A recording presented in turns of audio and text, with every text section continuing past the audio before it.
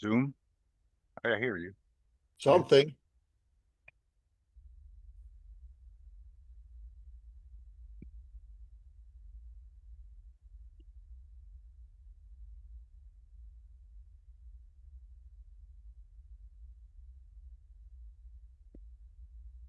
Zoom? I hear you. Something.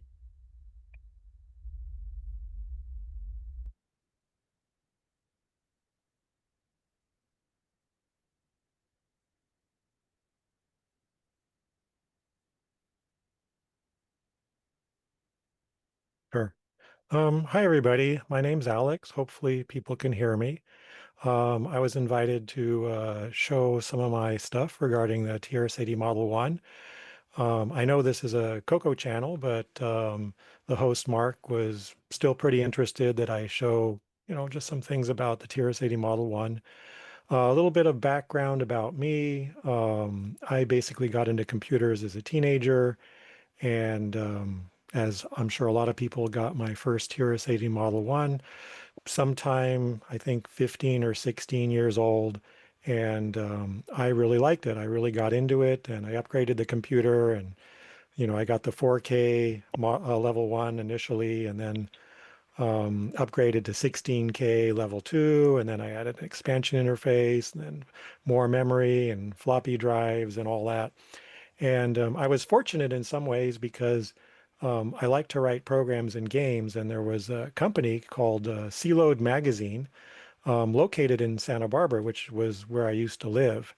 And because they were there, I actually went and visited them and sort of formed a relationship. And I wrote a few programs and I sold them to them. And that's how I made money actually to, um, uh, sorry, I'm trying to get my Buy more stuff. yeah, buy more stuff. Kept me off the street is what I like to say. You know how that goes. Here we go. Here's the Load magazine. Someone created this archive of all the Load magazine um, uh, Wow. pamphlets. Yeah, I was amazed. I thought these were long gone. Um, and these were really good. I really liked the author who wrote these. I think his name was Dave. Um, and Are the yellowed one yours? No, they just were different colors. I don't know if they used a Oh, different scanner or what, but yeah. So my main thing for showing on this video, and we'll see how the time goes, is there was a little game I wrote called Stars, which is an assembly language, Z80 assembly language, was kind of like my first major program that I sold to Load magazine, and they actually published it in their January 1980 issue. And I know this is small. Let me zoom in a little bit, but I'll bet you were thrilled. yeah, I don't remember the exact price, but they paid like a few $100s, which if you're 16 years old, that was good money back in 1980. So yeah, they have the stars here, level 1, level 2. This was it, and he says a little bit about it here. Again, I don't know how visible this is in the zoom, but that's kind of it's a space game. The object is you've got these two ships and you navigate them up and down. It's like a two-player game. I've demoed this at the Vintage Computer Festival West in August of last year, 2025. And a lot of people said, "Oh, this just looks like a Frogger," and I'm like, "Really? Okay." I never really played Frogger, but I liked it, and I I um, I became on a quest to find the source code to this program and recover it, and maybe enhance the program to do different features and things like that. First thing I wanted to mention, though, is I created a YouTube channel a little bit. It's called Alex's Repair Bench. It's small. I do a lot of electronics and things like that. However, before and after the Vintage Computer Festival, I kind of got into the TRS-80 thing again, and I created quite a few videos related to the TRS-80.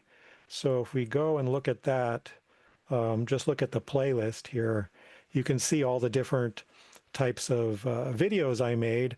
I ran into problems actually at the festival, and my TRS-80 actually went kaput. This is the original one, by the way. I wrote all these programs on this computer way back when. So you kept the computer all these years? Yeah, I'm kind of a little bit of a pack rat, I hate to say, That's good. No, it's but that's great.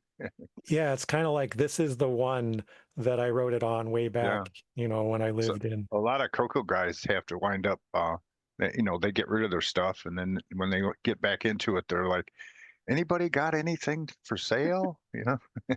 Yeah, I was almost at the point of just like, nobody cares who wants this stuff. Hmm. There's nobody interested in it anymore. And then what happened was, it's an interesting story, at least to me. In 2024, there was the Vintage Computer Festival in Mountain View, and I went there as an attendee. And I met a guy, Marcel, who was the only guy in the whole place who had a TRS-80 Radio Shack Model 1 computer. And he is just like Mr. Hardware. He builds replicas of these things. I don't know how the guy, I'm a software guy, but he's kind of like genius hardware. That's what I call him.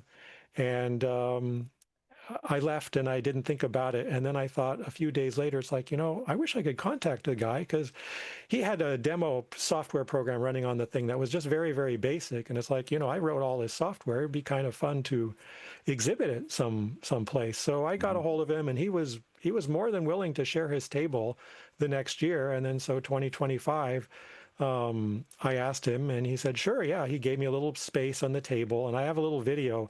I got interviewed by a live streamer. One of my videos on here, I edited just the three or so minutes of him interviewing me, where I demonstrate the computer and this and that. And there's also a video of him if you're interested as well. Um, but Is it something you can play now, or yeah, I'm going to show the game in a second okay? here. I just wanted to kind of give a little bit of a backstory, but I was amazed how many people showed up and were interested in these retro computers. I had young people come and ask me and talk to me about it, and I was always emphasizing, we had 16K, actually we had 4K of RAM. That's 4K, 4,000. Nowadays people are like gigabytes and the terabytes even. It's like, okay, this was a whole different world back then. But yeah, the game, to get into that, I'll show that so we don't go too far here. Um, Actually, I'm going to show everything here on an emulator just because it's kind of a whole lot easier than having the actual Radio Shack computer. And this thing is resizable, which I love. The best emulator I've seen is this TRS-80 GP for the Model 1. It'll also emulate the Model 2, Model 3, and Model 4, but I basically just had the Model 1. Whoops, you've got to enter everything right or it's very unforgiving. So this is emulating Model 1 with TRS-DOS, the original. And on here, I've got my STARS programs and things like that. And the way you originally, well, I'll just demonstrate the program first. But the easiest way to run this is simply to drag and drop over. You can copy the file onto like a local virtual virtual drive on here, but it really is easier just to. Sorry, I should have this. There we go, ZMAC. I do everything here just to have it here, and you just drag it on, and then literally it's running. So if I say skill level 1, the speed, we'll just do 1, and variable star size, there's like a yes or no. I'll say no. And I added, this is new, I added this left, right, both, or none computer playing, but I'll do none for now, which is how the game originally was written. And you hit enter, and basically you control these little ships.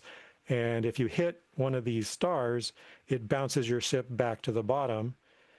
So the goal is to play with the player and move your ship all the way to the top without hitting these, I call them stars, and you have stars moving left, stars moving right, and it's a two-player game. I can just hold down one of the buttons and you can see if it hits something, it pops back down. And the goal is to hit as many laps as possible in the time allotted, which is 72 seconds or so. It's roughly seconds, it's not exact. So a couple things with this game when I resurrected it, which that's another story, but I actually found, I actually was going to do a little bit of a show and tell. What happened was I found Here we go. Hopefully this is going to show up here. I found the actual cassette. Yeah. Yeah, that I had the source code on. Yeah, there we go. That's great. Yeah, but there was a problem with it. It wouldn't load the famous TRS-80 audio problem. And I created a whole video on this, but I'm just going to go ahead and show you what the issue is. Actually, I think I had a screenshot. Might be faster just to do that.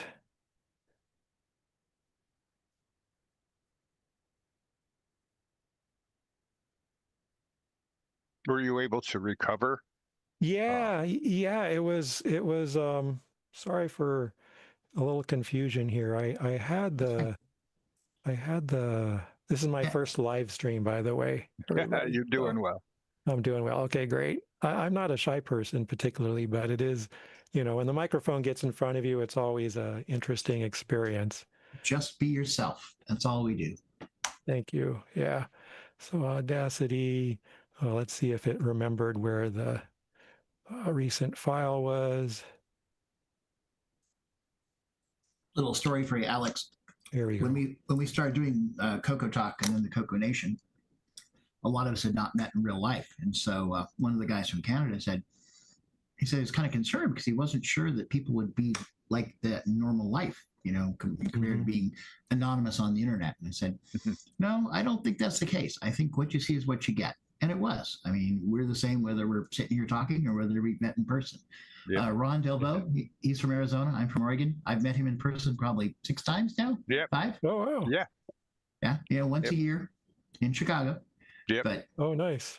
It's the same whether we're here on this or whether we meet in person. In person, yeah. Cool. Well, hopefully you can see this, but this is the audio that I dubbed basically from the cassette directly into my laptop. And this part here is kind of deadly to loading programs. I don't know if we'll be able to hear it, but I'll just play a little snippet. No, you can't. Yeah, you couldn't tell here, but in the video that I created on YouTube, you can really hear the dip, and that part is pretty deadly. The TRS-80 Model 1 does not cope with audio dropouts. So I was a little bummed. There was always the reverse engineering where I could take the assembled code, which is out there. You can actually find the original on like a CPM archives and various other places, and disassemble it and whatever. But that was kind of like going to be a lot of work because assembly is, how that is. So I found a program called a TRS-80 tool, and using the TRS-80 tool, this is the TRS-80 tooled version. It basically, if it can detect the audio, because what happens is it wasn't completely dropped out. It was just very, very much lowered volume. And that tool just finds the crossings of the zero line of the audio and it balances it out. So everything basically looks 100%. This is like the recovered code and it's got all the bits fully there. And then at that point, I was able to load it in and using other various tools, get it off of the emulator back into my computer and recompile it and add features and all that kind of stuff. Nice. So, yeah, I was ecstatic, to be honest, because I thought, oh man, I have so many. I mean, this cassette that I showed you here, this is like what, 45 years old. If I made this program in 1980, January. Well, plus back in the day, you probably used the heck out of it, right? Yeah, you can Running it back actually, and forth. you can actually see this is actually a C-Load magazine cassette that I repurposed because I was a poor teenager and I couldn't just buy like this is like the regular cassettes, and they had like in the original they had like a level 1 side. Del cheapos. Yeah, they're really cheap things. Yeah. And I met the guys, like I said, I didn't work there, but I talked to the guys and they're recording them at twice the speed because they're producing like at 1.3 thousand a month. So and there wasn't a company that you could particularly outsource things like that. Yeah. And here's some newer ones where they actually started using a green cover and everything was level 2 at that point because pretty much everybody had upgraded. This was 1982 is the date on here. Everybody had upgraded to the newer version, but So that's this program. Now, a couple things I wanted to show real quick is if you look, we'll go faster and we'll do the yes this time. If you look, I don't know if this comes across on Zoom very much, but there's like a lot of screen flashing. The more white there is, the more you see these kind of Flickering. blips. Yeah, Yeah. flickering. My friend that I knew in high school, he used to call them frisbees because they kind of look like frisbees going across the Yeah. screen. I thought that was funny. But it has to do with how the TRS-80 Model 1 hardware is written. Basically, you have a certain memory written, certain part of basically there's 64K of memory addressable in the Z80, and you can have up to 48K RAM, there's 12K of ROM, and then 1K is the screen memory, which is 64 across by 16 lines down. And whenever the CPU is reading or writing it, the chip that's generating the characters for the screen can't access it, so it basically becomes black. So black you don't see. If there's not much white on the screen, you don't see much flickering, but the more white there is, the more you're going to see the flickering. I believe in the Model 3 they've kind of improved that and fixed that a bit, so it doesn't Is that flicker. called screen interrupt? Yeah, it's kind of Is that like, what it is? yeah, it's basically kind of a screen interrupt. And I had a thought, and I create a little diagram here. I had a thought on improving that in this version, because what happens is the code that writes this is it was an easy way for a teenager to make it work. But basically, I don't know if you can see yeah, I can't really see my mouse, but like the stars appear on one side, some of them appear on the right, and then they move to the left, and some appear on the left and move to the right. And what happens is this is just contiguous 64 characters. And the way I did is I read the byte and then I copy it over. So I'm moving everything over. So there's like a tremendous number of accessing the screen memory for every time the stars move. I didn't write it in such a way that like I'm tracking all of the stars in like a list and then updating just their positions. It's literally just moving this crosshair of memory across, which is a lot of screen accesses. And that's why there's a ton of flickering. So I had this thought, which is not anything new or rocket science or whatever, but I added to the program, basically all of the screen memory writes occurs in kind of a buffer. The original screen here is in, I know this is small, but it's in 3C00H to 3FFFH. That's 1K of RAM. And then what normally happens is the program just addresses directly the screen memory. That's basically what it would do, and that's why you get all the flickering. So what I did is I decided, well, it's easy enough to do. Instead of writing directly to the screen memory, I'll write to a memory buffer somewhere in memory. I just picked 8400 hex. So all the screen updates would be done here. And then instead, there's a little loop in the original that kind of just wastes time, because otherwise everything just goes way too fast. You'll never be able to keep up. So I pretty much got rid of that, and then I created a temporary memory buffer as well. And so what I did is I would zero all of these out, and then I would write the initial screen here, and then I would compare it to this buffered. And if like A was different than A here, I would then update that memory location on the screen. And then I would just go through all of the memory. So the very first time it runs, it's going to update everything here. But then, like, let's say the next time only one star changed in this memory cell. I call it D. So it's going to compare D to D here, or D to whatever is here. And let's say this wasn't D. It's going to say, oh, this is different. So it says, oh, okay, these are different. I'm going to take this, I'm going to copy it here, and I'm going to copy it here. That way, only things that move or change on the screen get updated, and that reduced the flickering tremendously. And I'm going to just go ahead and demonstrate that because I have that version as well. Also reduces your processing instead of redrawing the whole screen. Exactly. You're not copying every byte over each time. You're literally just like, oh, the star moved from here to here, so we'll make this one blank, and now we'll make this one light up. Done. Right. So. Right. Your modern video stuff does the same things. They have keyframes that have all the data, and then they have delta frames that are just the changes. Exactly. It's nothing new, nothing rocket science, but here's this new version now. So we'll go ahead and do a 2. We'll go the faster speed, variable star side, and we'll go ahead and do none still. And I also added instructions so people would know how to use it. It's interesting, when I wrote this originally, there's like 3 pages of screens of instructions, which was actually almost longer than the program, because I did a bitmap of the whole screen, 1K, 1K, 1K. Yeah. And that's just was like the easiest way. So anyway, this is the new version, and you can see there's very little flickering with this. So Yeah. yeah, but now to demonstrate the real thing that I really wanted to show, which is the, and there's, just restart it. I really love you can drag it, which is the demo mode. I'm going to just go ahead and do a 1, 2, and we'll say no, and we'll just do both. So, and there's different computer versions for the autoplay. There's a 1 and a 2. The 1 only goes up. The 1 and the 2 will go up and down. So at this point now, it's kind of like hands-free, and both ships will run automatically and try to avoid stars as much as possible. So It's like a completely different program.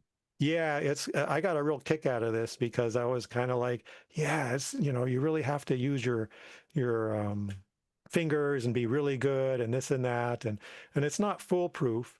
It's not 100%, get out of any situation, but it wasn't that hard to do. I was kind of amazed that I, never updated it or, whatever, but I was doing other things. I was a teenager, and you get busy and write other games and such. But it's fun. And it's interesting too, because the stars are sort of semi-random. If you restart the game and you pick the same size stars and you pick the same number of stars, you'll get the same pattern each time. And it's interesting because you'll get exactly the same number of laps here, 2020, if you do it on this level 2, where it goes up and down. But if you only do the up, it's surprisingly, you get very similar numbers. I can show that real quick. If I say play again, if I say yes, it's going to prompt me for the same values. I'm going to say 1, 2, a no for the star size, and both. And this time I'm only going to do a level 1. And this way the ship only goes up. It never goes down. And if it gets hit, well, too bad. There you go. You saw that there. And what will happen is you'll see at the end that one of them actually gets higher. You saw the last time there was 20 and 20. But this one, if I remember right, A will get 21 and B will get 19. So it's surprisingly how good it is just going the single direction. It's fascinating. I can speed this up tremendously if I enable the turbo boost on the TRS-80 GP. You can see now it's really kind of crazy fast. Yeah. But then we'll see the final numbers there. That's kind of what I was looking for. Yeah, 21 and 19. Oh, 21 and 20. Okay. So that's that. And I have, what happens is I wanted to go to the next Vintage Computer Festival in August or whenever that comes up, and I wanted this program to kind of be able to be demoable. So I created a demo mode where it'll just go and count down and run again and just keep running over and over. That, because I think people found this more interesting than what I originally demoed in the festival was a lot of C-Load magazine covers. Every month they'd have like a cover that did some different graphics or artists. They're all written in BASIC, so they tended to be a bit on the rather slow side. So let me ask you, with Sure. the color computer, I think random command isn't actually too random.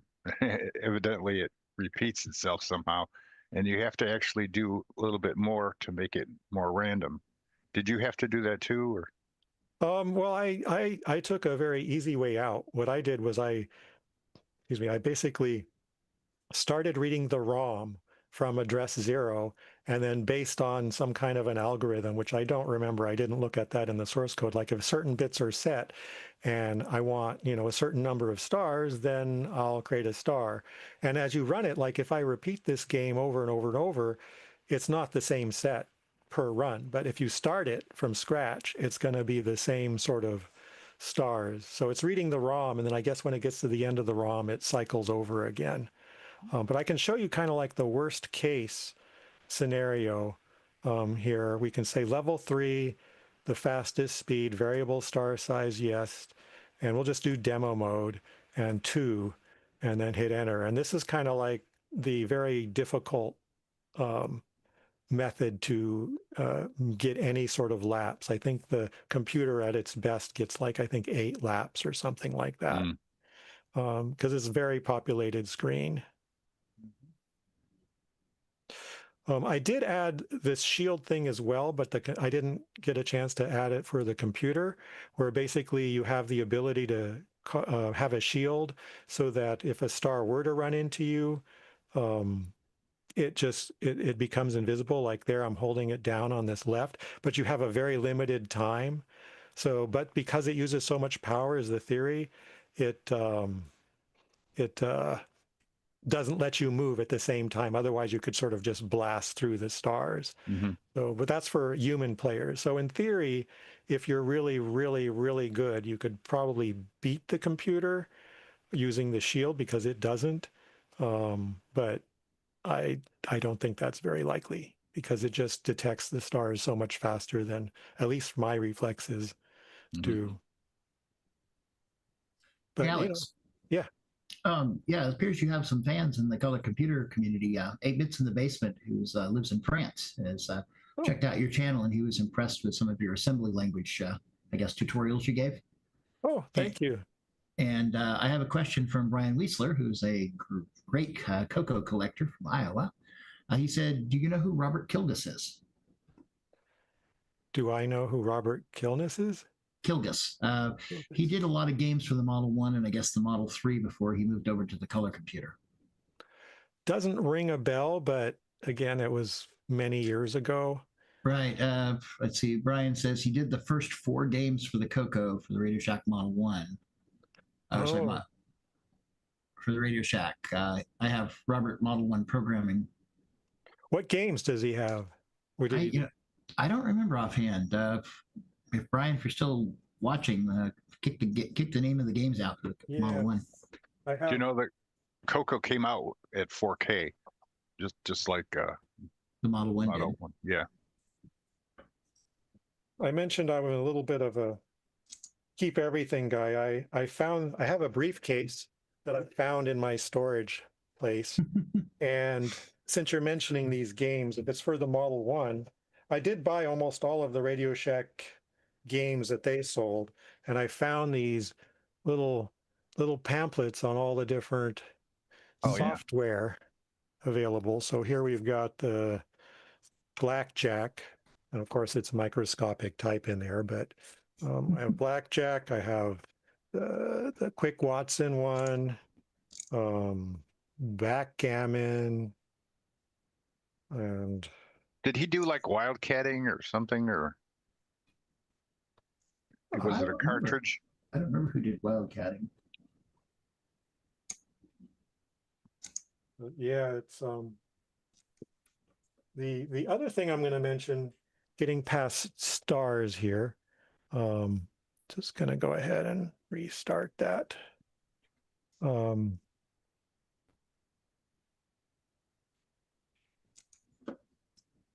Is how I do assembly now. Someone pointed me to something called ZMAC, and if I go into ZMAC folder, basically now all of my source code here is it's in an ASCII file, but basically assembly language here. So I can compile everything here using ZMAC and then quickly iterate through and test it on the emulator much, much faster than I ever was able to do it on the TRS-80. because with there you had to load the editor, you had to boot your system, load the editor assembler, which also took a little time, then load your source code in the editor assembler, then edit, as I was saying, 64 by 16 lines. They did not have, good editors like VI here. I'm able to navigate. You're able to search for, You you had know, patience. yeah, well, as a teenager, I didn't have a lot else to do, especially in the summer. I was, in high school, I didn't go to summer school. Once I started college, that was a whole different story. Did But, you ever have a picture survive of you in front of your machine back in the day? there is one somewhere, but I don't have it handy. I know my mom kept it and it's in a box somewhere, but yeah, I actually have the other thing is the Radio Shack sold like a desk that Oh yeah, I think I have a picture. and Maybe I have a the picture. monitor set into it. Like, yeah, Yeah, yeah, I had one. exactly. Yeah, there was a picture of that. Yeah, They're gray. yeah, I don't know where that is. I thought I'd preserved it, but I don't find it, don't have it handy. But yeah, I mean, it's just so much easier to do ZMac and edit and have like a whole screen. And if I need more space, here it is. And honestly, ChatGPT was a little helpful. Oh, one thing I wanted to say about that mem copy part. There was one thing I wanted to mention is that originally I had written that to be, yeah, V4 copy. Originally I had written that to be, you can see here I'm kind of loading these registers with values and then comparing, and then if it's not the same, I update here with these two lines. If it is the same, I go to the next. Originally this was a very tight loop, but because I think the TRS-80 is running at a whopping 1.2 megahertz speed, the game became rather slow. So I did some chat GPT and I had some thoughts myself as well. But what I did is I basically, instead of, decrementing a counter and jumping back each time, which takes time, I basically do 16 of these things just incrementing down, and then that gets looped 64 times. And that sufficiently made the speed sufficiently fast that you see, similar speeds between the original and the new. So it is interesting. I mean, if I was really wild, I could do like a whole line at a time. But I didn't. There's also a few lines that where really I know not much ever gets updated, like the very top and the very bottom. There's only certain bytes, but I decided this was kind of good enough. Is it possible to have a virtual screen that goes beyond in all directions? You know, um, On the Radio Shack? yeah, where you could scroll up or across, in a Oh, virtual. yeah, no, not on the Model 1. I know I was talking to Mark yesterday that the Coco had like addressable memory, and I actually had a Coco at one point, and I wrote a few games there as well. There's actually one other program I was gonna, if we don't have any more questions about stars, there was one other program I was gonna demonstrate that. Anybody in the audience interested in asking some questions? Oh yeah, that would be a good time if there's any chat questions. I'm happy to spend time on it. We got time. We got another 5-10 minutes. So Sure. hopefully we haven't been too disruptive to your presentation. So Oh, you've been fine. It's the other program I have is called Suns, and I mentioned that a couple of reasons.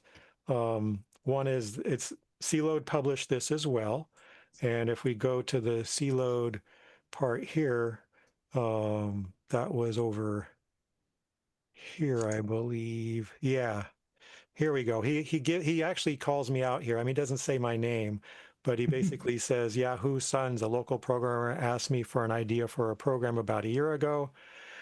I had recently began playing this game in the arcade, so I suggested he write a TRS-80 version. He. I thought that would be the last I heard from him. Then he came to me with the finished version. What a shock. And it's good. Was I pleased? And then he just goes into more detail there. But it's, Neat.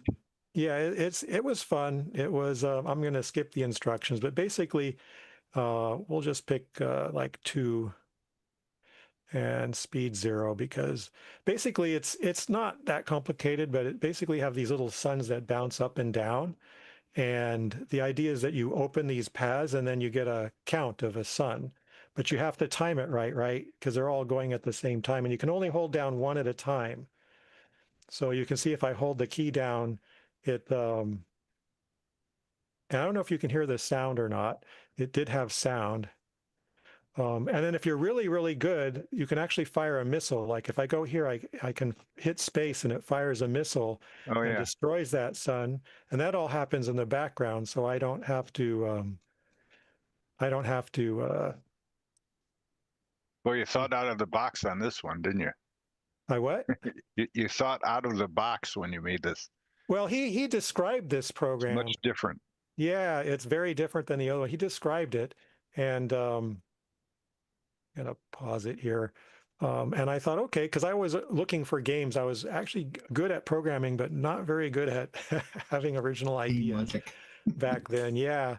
And the other thing I wanted to mention is because I bought a Coco, I actually wrote this for the Coco as well, although I don't Ooh. don't have any idea where that code is. And I have yet to find like a really good Coco archive, although Mark pointed out one to me yesterday. So I can go hunt for it. I don't know if it really ever got published. I think it did. By Seaload eventually started selling Coco software, but I think that was much more short-lived than the TRS-80, which had a good run of like 4 or 5 years. I think the earliest cassettes were from like 77 or 78, and then the last one was like 84 of, if you go look at their archive of Seaload magazine things, it's 84. Whoops. Let me just go ahead and reboot that. All right, I'm just going to close that off. The last thing I'm going to say, if there's no questions or anything, is I wrote a text adventure, and this was the one that did the best for me ever. It's called, I'll show you the little box. I have one remaining box that's still sealed here, called The Domes of Kilgari. Hmm. And this is a text adventure that I wrote in assembly language. And what happened is me and a friend played this game called Death Dreadnought. It was a text adventure. I'll warn people, if you've not played it, it's rather gruesome. Some of the descriptions of the way you expire are a little out there. I mean, in today's world, it's probably not really. No, it's teenager stuff. It's Yeah, it's like normal. hardly offend your 5-year-old today. Yeah. But back then it was kind of like, oh, it was Yeah. R-rated or whatever, or this or that. And we played it, and it was fun. And so I replicated a couple of ideas from it in something called the Domes of Kilgari. And then I got a hold of, and I don't remember his name, but a guy in the Programmers Guild I reached out to him, or he reached out to me, I don't remember what. And he was very interested in publishing a sequel because apparently the game had done really, really well. So I did, and I wrote it in assembly language, and it was a lot of work when you only had like 48K of RAM. You had to have all of your assembly, and you had to have all of your text. You had to have the algorithm program, and then you had to have the text. And then when I was done, guess what? It was bigger than 16K. No. And it was like, Oh. no. So I came up, nothing rocket science, but I just came up with a way to compress the 8-bit characters to 6-bit. And that, because most of it was text, right? It's an adventure game. Probably 10K of that was text, or 12K. I got it to squeeze down, and it fit into the 16K. But because of that, you've got to load it in, then you've got to run your compression, and then you've got to have all the links to all the addresses. They've all changed. This response here pointed here. Now that has to move up over here. Yeah, man. it was a real deal. And Now, did you have to like write out a map to yeah.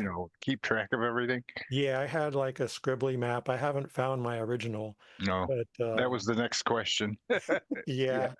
Yeah, I tried playing it, and of course I couldn't remember how to win it. I had to draw a map and whatever and this and that. But Hey, Alex, I have a question for you from sure. the audience. Oh yeah. 8 bits in the basement.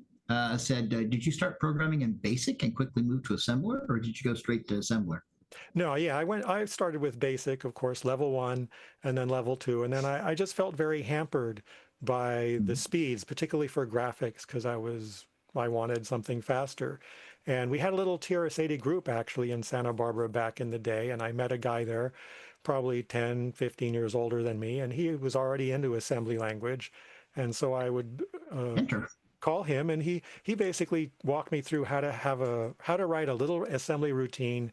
I don't know, 10 lines or less, that would just blank out the screen or fill the screen with one character. And of course, I'd written something in BASIC, and you can just watch it plop, plop, plop, plop, plop, plop, plop, plop, plop. And then it was just like bang, instantly. And I'm like, okay, I'm sold. I've got to learn this. And he was very, very helpful. And he actually, an odd story, he was actually helped teach me a little bit better manners as a teenager, because I Mm. would literally call him up, and then before I said hi, I would just say, hey, can you tell me about blah, blah, blah, blah, blah, blah, blah. And he's like, Alex, I'm happy to answer your question, but, why don't you say hi, who you are? Do you have a minute to talk? And I'm kind of like, okay, message received.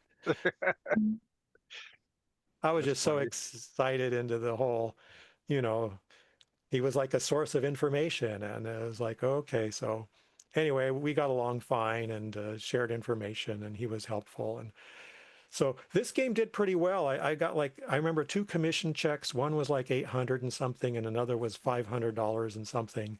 Wow. Yeah, which for me, that like set me for buying the rest of my computer hardware and this and that. It was just, buy a couple more floppy drives, because I think I was surviving on one floppy drive for a while. And it was, Did you that, ever have a stringy thingy?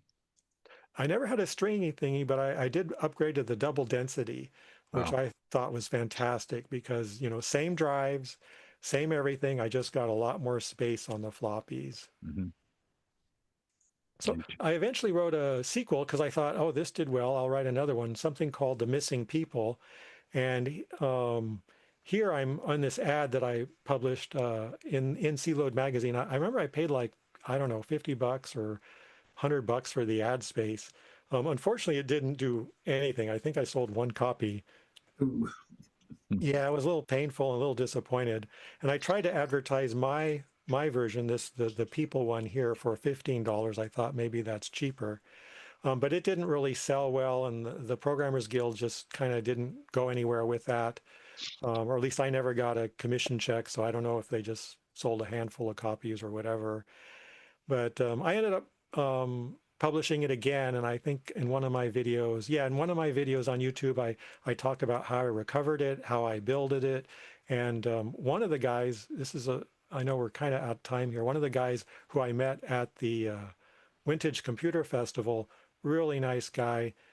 He wanted to play it, so I made it a download for him, and he actually went and played the game. And I was really surprised because I thought there's nobody interested in these old text adventures anymore. But he really, he's such a nice guy. He like gave me an extra floppy drive because mine were on their last legs. Mine was squeaking terribly, and I've only found two of the three that I have, and one of them just gave up. And I'm like, okay. So what I did is I basically archived everything off. I have a GoTech emulator. That's also a great device if you have a computer and you want to get your stuff off. I read every floppy I could, and I have them all now stored on my system, so I can, go back and look at some of the stuff I wrote. Mostly for me. I mean, I'm happy to share this. I have the new version of Stars. I was going to create a um, uh, place where people can get it, or a whole video on how I made that, but I never got Yes. around to that. I started working again. I was sort of unemployed for a while. So I started working again, and I didn't have a lot of time. But if anybody is interested in it, the demo version, the one that will run by itself, reach out, go to my YouTube channel, reach out to the Coco Nation or whatever. Yeah, okay. Happy to share it. It's been fun creating that and getting back into the whole assembly language. It's fun. I do have a Model 1 16K cassette, Yeah. and it's in good shape and it works. And I hate to bring it out and turn it on and play with it, thinking that, man, if I break it, this is it. It's the only one. Yeah. Yeah, I had some hardware problems actually during the Vintage Computer Festival. And again, thank goodness Marcel was there. He, because he made hardware, we literally put one together in my case that I Oh, used cool. to demo during the show. I since fixed mine. There, a transistor went out and some other stuff. Of course, it totally worked fine the day before the show. I brought it in Naturally. the Thursday. It was running fine. Friday, Curse I of come demos. in and it's totally toast. Like the moment the show opens, and I'm like, Curse of okay, demos. yeah. So I'm in the process of trying to get a backup unit now. There was a guy on the Trash Talk who had some spares, and I'm like, yeah, I'd be interested in one because I don't want to be in that predicament again. Well, how do you feel about the word trash in relation to our machines? Hey, Uh, Ron, we're running out of time. Yeah, me and my friend from high school, we used to call it the Trash 80 all the time. Yeah, we Um, never did. no, yeah, No, because because why? well, there was people with other machines, you know, Mhm. and they're putting ours down, so it didn't just seem like the Yeah, right thing to do. You know? yeah. We never did it to anybody else. We would just talk among Yeah. ourselves, especially when the thing you can't get your audio cassette to load, after you saved it and you have to like recover your source code. It was a bit of a thing, but I mean, I like them. I think it's just amazing that Radio Shack came out with these and they made them very affordable. I couldn't afford like an Apple or whatever else there was out there at the time. This was a really decent, very good Portable.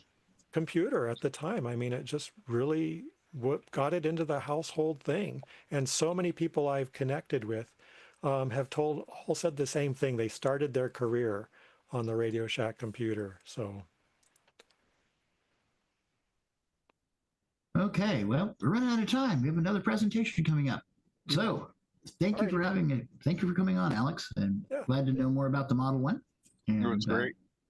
And we will keep in touch with you. sounds great. Yeah, thank you for having me. And I hope people got something out of this. I think they will. There's actually a bunch of people who have commented that they have Model Ones. Cool. Yeah, There's there. 2 or 3 people that have them, and then I'm sure there's more than that. But anyway, next up we have Joel Evie, who's going to be talking about graphics on the Coco 3. Anyway, we're going to kill this stream. We'll start a new one, and we'll see you all in just a few minutes. And thank you again very much, Alex. Alrighty. Bye-bye. Good to meet you. Yeah, good to meet you all too.